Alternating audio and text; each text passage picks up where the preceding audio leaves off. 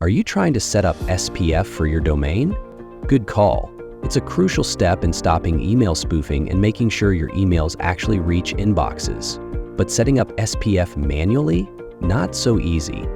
You need to follow strict syntax rules, stay within the 10 DNS lookup limit, and update your record every time you add a new email provider.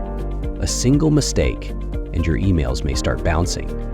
To do it right, you'll need to identify all your legitimate sending sources and construct an SPF record by following the correct syntax. Start with the SPF version, add the IP addresses of your legitimate email servers, include your authorized third-party senders, choose the SPF policy, and finally publish the SPF record in your DNS. Make sure you regularly update your record as your email setup changes and monitor for errors if emails start failing.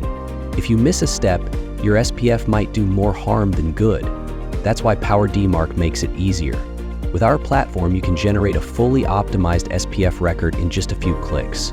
Our PowerSPF feature integrates macros to automatically keep your record within limits, fixes common errors, and ensures everything runs smoothly without manual intervention.